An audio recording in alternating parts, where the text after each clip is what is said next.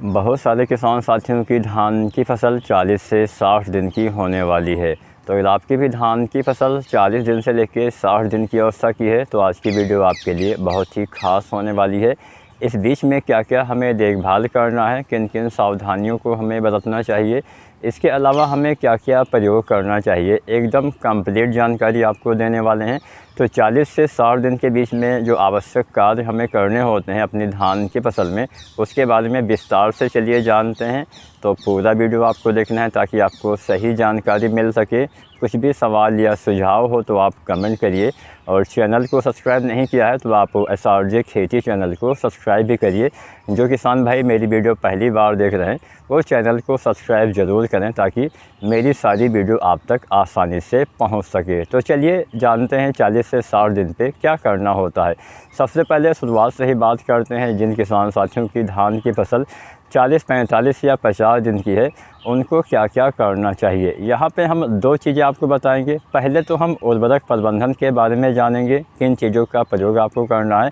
इसके बाद कुछ गलतियाँ जो हम करते हैं उसके बारे में आपको बताएंगे। तो कंप्लीट वीडियो आपको देखना है ताकि सही और सटीक जानकारी आपको मिल सके। तो सबसे पहले बात हम यूरिया की करते हैं। धान की फसल में अंतिम यूरिया डालने का अभी अच्छा समय चल रहा है। अगर आपकी धान की फसल 40 से 50 दिन की है तो आखिरी यूरिया आपको डाल देना चाहिए। कितना डालना चाहिए? 40 से 50 दिन की अवस्था में 30 से 40 किलो यूरिया पर एकड़ के हिसाब से आपको डालना होता है। कोई वैरायटी बहुत जल्दी तैयार होती है तो 40 दिन के अंदर ही डाल दीजिए। मध्यम अवधि की वैरायटी है तो 40 से 45 दिन, देर से तैयार होती है तो 50 दिन तक आपको अंतिम यूरिया डाल देना चाहिए। अब 2-4 दिन का आप अंतर दे सकते हैं। मान लीजिए आपकी फसल 50, 51, 52, 53 ऐसे दिन की भी हो गई है और अभी तक यूरिया न डाल पाए हो तो आप अभी भी अंतिम यूरिया डाल सकते हैं। अंतिम समय आप 55 दिन बहुत देर से तैयार होने वाली वैरायटी में मान सकते हैं, लेकिन 50 दिन तक ही डालने तो बेहतर रहेगा। हमने 55 दिन इसलिए बताया कि मान लीजिए बहुत देर से कोई वैरायटी तैयार होती है। अब ये जो यूरिया डालने का समय होता है ये होता है गबोट अवस्था से पहले। गबोट अवस्था यानी बालियाँ बनने से पहले ही अगर आप यूरिया डाल देंगे तो अच्छा रहेगा। इस समय डालने से नुकसान होता है। क्या नुकसान होता है आगे हम सावधानियां जब बताएंगे तो उसमें आपको ये चीज़ें भी बताएंगे। सबसे पहले खादों के बारे में आप जान लीजिए। पहली चीज़, यूरिया ना डाला हो तो जल्द से जल्द डाल दीजिए। दूसरी खाद आती है पोटास। किसान साथियों, पोटास का इस्तेमाल आपको अवश्य करना है और पोटास इस बीच में डाला जा सकता है। ऐसे किसान साथी जो पोटास का इस्तेमाल 2 बार करते हैं तो बची हुई आधी मात्रा आपको 40-50 दिन पे डाल देना चाहिए। चलिए कुल मात्रा जान लेते हैं। पोटास की कुल मात्रा 25 से 40 किलो देना होता है। 25 से 30 किलो जल्दी तैयार होने वाली वैरायटी में, 30 से 35 किलो एक मध्यम अवधि की वैरायटी में, और 35 से 40 किलो एक देर से तैयार होने वाली वैरायटी में। MOP पोटास जो 60% वाला आता है, इतनी मात्रा में पर एकड़ के हिसाब से आपको डालना होता है। यहाँ पे हम जितनी भी खाद की मात्रा बताएंगे वो पर एकड़ के हिसाब से ही आपको बताने वाले हैं। तो ये तो हो गया कुल मात्रा। जो किसान साथी पोटास 2 बार डालते हैं, आधी मात्रा रोपाई के समय और आधी मात्रा 40-50 दिन पे, तो अंतिम यूरिया के साथ वो अंतिम पोटास की मात्रा भी डाल सकते हैं। जितना भी आपने डाला हो उसकी आधी मात्रा आप डाल दीजिए। मान लीजिए 40 किलो आपको डालना है, देर से तैयार होने वाली वैरायटी है, तो 20 किलो रोपाई के समय, 20 किलो 40-50 दिन पे हमें देना होता है। अब सवाल आता है, अगर आपकी धान की फसल 40-50 दिन की होने वाली है, बिल्कुल भी आपने पोटास नहीं डाला है, तो ऐसे किसान साथी भी 20-25 किलो दानेदार पोटास डाल के इसकी पूर्ति कर सकते हैं। पोटास नहीं डालेंगे तो निश्चित ही उत्पादन में आपको कमी देखने को मिलेगी। पोटास से बालियों का विकास अच्छे से होता है, बालियों की लंबाई साइज अच्छी आती है, दाने का भराव अच्छे से होता है, तने मजबूत होते हैं जिससे फसल गिरती नहीं है। इसके अलावा पोटास के बहुत सारे कार्य होते हैं, लेकिन बस आप इतना समझिए कि अगर पोटास की कमी हो जाएगी तो कहीं ना कहीं उत्पादन में भी आपको कमी देखने को मिलने वाली है। तो पोटास नहीं डाला है तो पोटास भी आप डाल दीजिए। इसके अलावा अब एक सवाल यह आता है कि मान लीजिए 50 दिन से कम दिन की फसल है, तब तो आप पोटास डाल सकते हैं मिट्टी में, लेकिन इससे ज़्यादा दिन की किसान साथियों अगर आपकी धान की फसल है, मान लीजिए 55, 60, 65 दिन ऐसे समय हो गया है, गबोट अवस्था चल रही है या आने वाली है, अभी तक पोटास नहीं डाल पाए हैं, तो क्या करें? तो आपके पास एक तरीका है, आप NPK 0050 का इस्तेमाल कर सकते हैं। इसका आप स्प्रे विधि से प्रयोग करिए। 1 से 1.5 किलो मात्रा पर एकड़ के हिसाब से डालने से काफ़ी बढ़िया फ़ायदा मिलेगा। इससे जल्दी पूर्ति भी हो जाएगी। तो ऐसे किसान साथी जिनकी फसल 50 दिन से कम दिन की है वो दानेदार पोटाश डाल सकते हैं। 50 दिन से ज़्यादा दिन की फसल है तो आपको NPK 0050 1 से 1.5 किलो प्रयोग करना चाहिए। इसके द्वारा आप पोटाश की पूर्ति कर पाएंगे। तो पोटाश ना डाला हो तो पोटाश का प्रयोग करिए। इसके अलावा किसान साथियों जिंक की भी बात करते हैं। अगर आपने अभी तक जिंक खाद का इस्तेमाल ही नहीं किया है, 40-50 दिन की फसल होने वाली है, तो अभी भी आपके पास टाइम है, अभी भी आप जिंक का पूर्ति कर सकते हैं। लेकिन मिट्टी में ना डालें, आप जिंक का स्प्रे विधि से प्रयोग करें। कोई भी जिंक आप ले सकते हैं, उसका स्प्रे कर दीजिए। उदाहरण के लिए अगर आप जिंक सल्फेट लेते हैं तो चाहे 33% वाली हो चाहे 21% वाली हो, इसका भी आप स्प्रे कर सकते हैं। आप चिलेटेड वाले जिंक का भी स्प्रे कर सकते हैं। चलिए मात्रा मैं आपको बता देता हूँ। अगर आप जिंक लेते हैं चिलेटेड वाले जो 12% वाली आती है एडिटिव जिंक, 100 ग्राम से लेकर 150 ग्राम मात्रा लेनी है।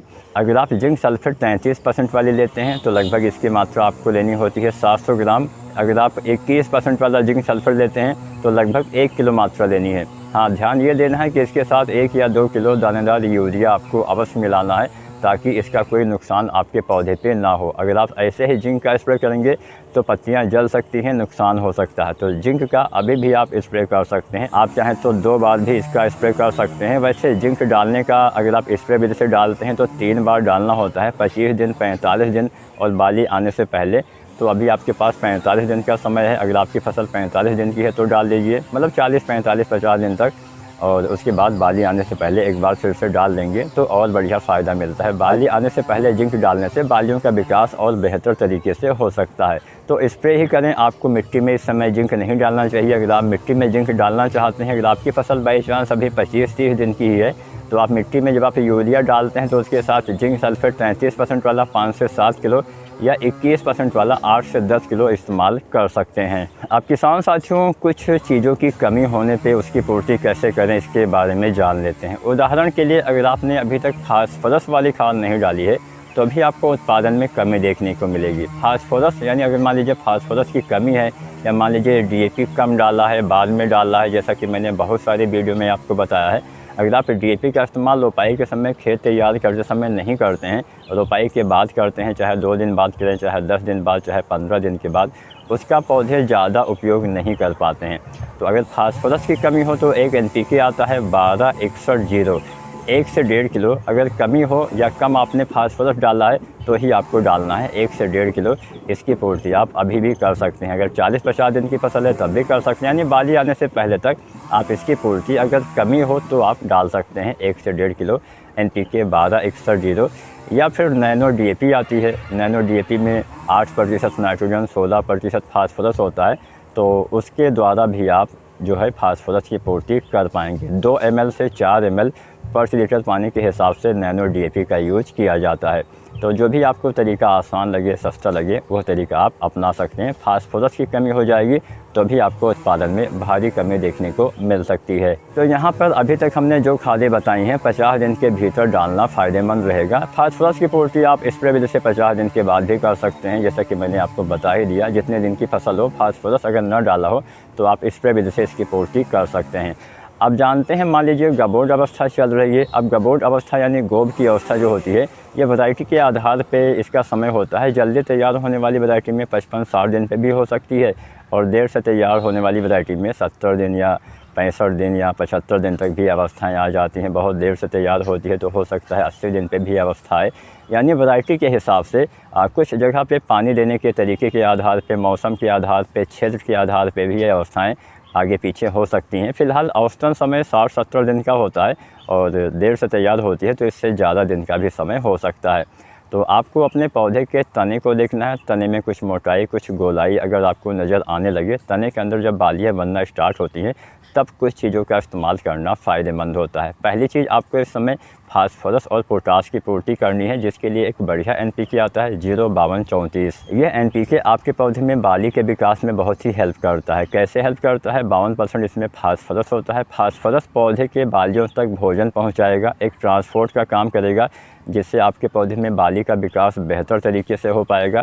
जो यहाँ पे पोटास होता है 34% पोटास, तो फल फूल बीज दाने के निर्माण में मदद करता ही करता है। तने को भी मजबूत करता है, जिससे हमारी फसलें गिरती नहीं हैं। पौधे को बीमारी से, सूखे से बचाता है, यानी मौसम की विपरीत परिस्थितियों में लड़ने की क्षमता पोटास प्रदान करता है। तो पोटास और ये जो फास्फोरस है बाली आने से पहले डालना फ़ायदेमंद होता है। लेकिन हाँ, आपको ध्यान देना है कि आपको स्प्रे विधि से ही पूर्ति करना है।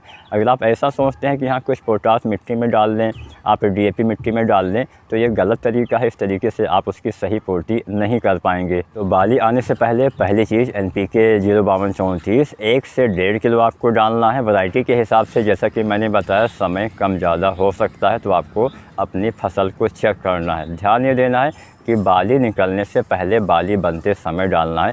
बाली निकलने के बाद डालेंगे तो उतना ज़्यादा फ़ायदा इसका नहीं मिलेगा।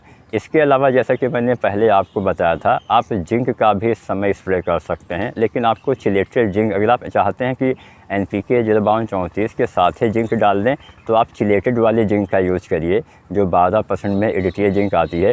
100 ग्राम से 150 ग्राम अलग अलग घोल के 05234 के साथ आप इसको यूज कर सकते हैं। या फिर आप चाहें तो घोल को टेस्ट भी कर सकते हैं। आप खुद से भी, आपको ये भरोसा हो जाएगा कि हाँ हमें मिलाना है या नहीं मिलाना है। तो कभी भी 2 या 2 से अधिक चीज़ों का आप प्रयोग करिए, तो खुद घर पे ही आपको टेस्ट करना है। आपको कुछ मात्रा में जिंक को घोलना है किसी बर्तन में, कुछ मात्रा में आपको 05234 या जो भी आपको डालना हो आपको घोलना है। उसके बाद एक में मिला देना है। तब आपको, अगर आपको लगे कि हाँ घोल फट रहा है या बहुत ज़्यादा उसमें परिवर्तन हो रहा है, तो आपको इन चीज़ों को मिला के एक साथ यूज नहीं करना चाहिए।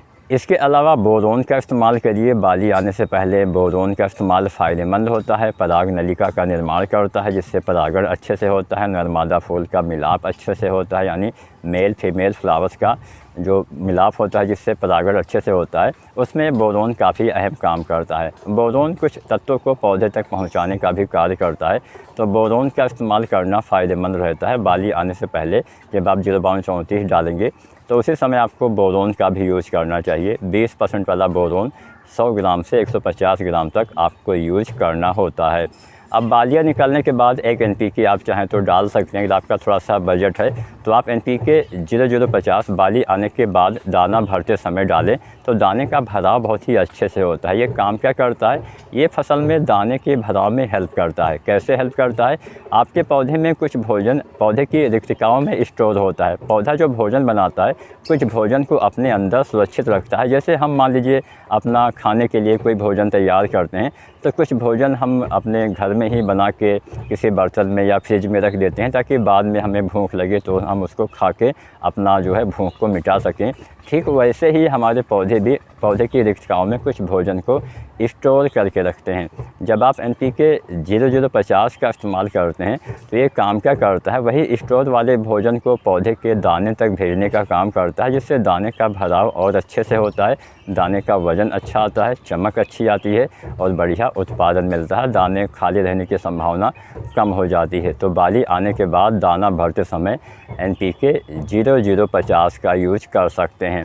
बात की जाए फंगीसाइड की या किसी कीटनाशी की, तो इसका इस्तेमाल अपनी फसल की कंडीशन के हिसाब से, अपने फसल में लगे बीमारी के आधार पे करना है। जो भी आपको समझ में ना आए कि हमें क्या डालना है, मान लीजिए सीट ब्लाइट का अटैक हो गया है या BPH का अटैक हो गया है या कोई भी बीमारी या कीट लगे, उसके बारे में आप हमें कमेंट करिए। हम जल्द से जल्द उसके बारे में आपको जानकारी प्रदान करेंगे कि आपको कैसे नियंत्रण करना चाहिए। तो खेती बाड़ी से संबंधित कोई भी आपका सवाल हो, आप कमेंट अवश्य करिएगा। तो चलिए जानते हैं क्या सावधानियाँ बरतनी हैं, क्या गलतियाँ नहीं करनी हैं। अभी तक हमने जाना क्या क्या हमें यूज़ करना है, अब सावधानियों के बारे में जानते हैं, क्योंकि अगर हम कुछ गलती करते हैं तो उसका ज़्यादा नुकसान हमारी फसल को उठाना पड़ता है। सबसे पहली गलती, इस समय ग्रोथ प्रमोटर नहीं डालना चाहिए, खासकर दानेदार वाला ग्रोथ प्रमोटर अगर आप मिट्टी में डालते हैं तो पैसे की बर्बादी ही करने वाले हैं।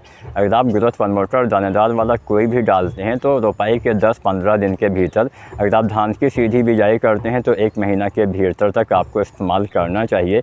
इसके बाद अगर आप डालते हैं तो आप अपने पैसे की बर्बादी ही करते हैं। तो इस समय ग्रोथ प्रमोटर डालने से भी आपको खासकर दानेदार वाला डालने से आपको बचना चाहिए। इसके अलावा 50 दिन के बाद मिट्टी में कोई भी खाद आपको यूज नहीं करनी है, चाहे यूरिया हो, चाहे पोटास हो, चाहे कोई भी खाद हो। जो भी आपको पूर्ति करना है आपको स्प्रे विधि से ही डालना है। यूरिया तो भूल कर भी नहीं डालना है। अगर आप 50 दिन के बाद यूरिया खाद का इस्तेमाल करते हैं तो पौधे की हाइट लंबाई ज़्यादा होने से फसल गिरने की संभावना बढ़ जाती है। पौधे में बीमारी, कीटों का अटैक, बीमारियों का हमला ज़्यादा होता है। तो आपको यूरिया बालियाँ निकलते समय या निकलने के बाद नहीं डालना चाहिए, नहीं तो नुकसान होने की संभावना काफ़ी ज़्यादा होती है। इसके अलावा पानी पे आपको ध्यान देना है, लगातार नमी बनी रहनी चाहिए। अगर पानी की कमी इस अवस्था में हो जाएगी तो आपको सबसे ज़्यादा नुकसान उठाना पड़ेगा। पानी की कमी होने से बालियाँ सही से बन नहीं पाएंगी, या जो बालियाँ बनी है उसमें दाने खाली रहने की संभावना हो सकती है।